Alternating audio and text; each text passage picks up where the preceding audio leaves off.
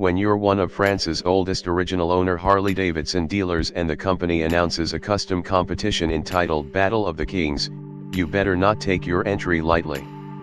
With 30 years of history and a dealership smack bang in the middle of the nation's capital, ATS Harley-Davidson Paris Bastille knew they had much to lose should they enter the competition and not come out rulers.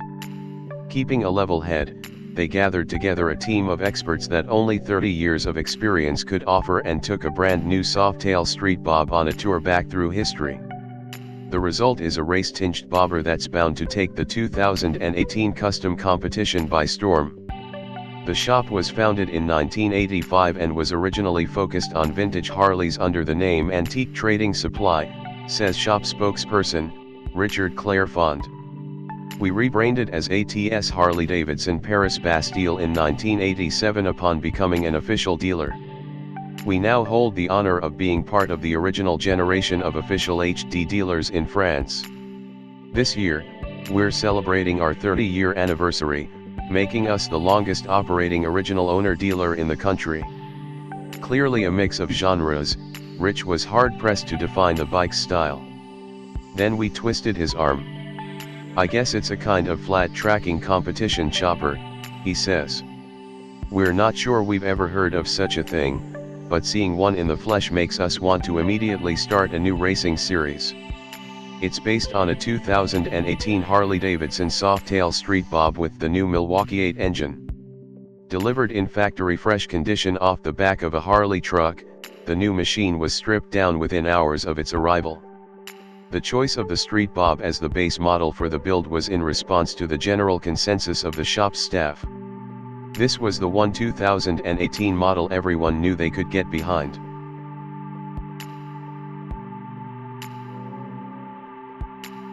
Chicago's Chris Zahner might be a bartender, but I think he's a damned magician. Look at his latest bike, a 1987 Kawasaki Ninja 250, a motorcycle a generation of boy racers learned to ride on.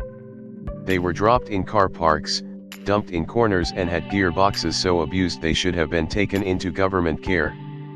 People rode them into the ground and then forgot about them. But not Chris, who built a track day racer around a bargain basement X250 he picked up one night at work.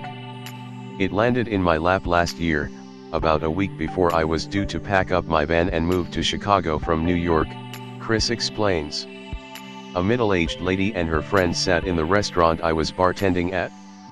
We ended up talking about motorcycles, how she used to ride a Ninja but it's been sitting in her garage for 10 years unridden, and her husband has been begging her to sell it. With his interest piqued, Chris headed out to see the Ninja the very next day. It was in pristine condition, with only 4,200 miles on the clock. And the best thing? It could be his for $300. Well, on the condition he took the lady for a blast around the block on the back of his Harley. Oh, and she made him promise he'd make sure the Ninja would live out a glorious life. Easy. But there was only problem. It didn't have a title. There's ways around a lack of title in the US, but Chris had been eager to get a beginner's track day bike up and running. And it seemed like the X250 would fit the bill perfectly, without having to take advantage of the well-known Vermont loophole. But then he got distracted by the mad buggers on the Kawasaki Ninja forums. They shouted and screamed the 86 and 87 models were the most desirable Ninjas built and the second-hand market would snatch it up.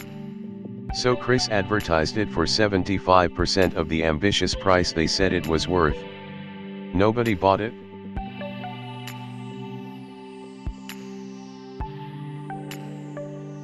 Then Scott contacted a waterjet company to see about making up some custom knee pads. He scanned the same mesh he had used elsewhere, made a template for the overall shape, sourced some adhesive-backed rubber and hey presto, happy knees. I'd seen a Toyota Scion with a blue-green-gray color and thought that it would look great matched with a white frame. Josh at La Fontaine took out a little of the green and laid down some really nice paint. I knew I wanted to paint the motor with a high-temp graphite color to match the wheels, then I just had to figure out all the colors on the smaller parts. Meanwhile, Mike Brewer nailed the seat upholstery. He even sourced some perforated vinyl with blue edges to tie it all together.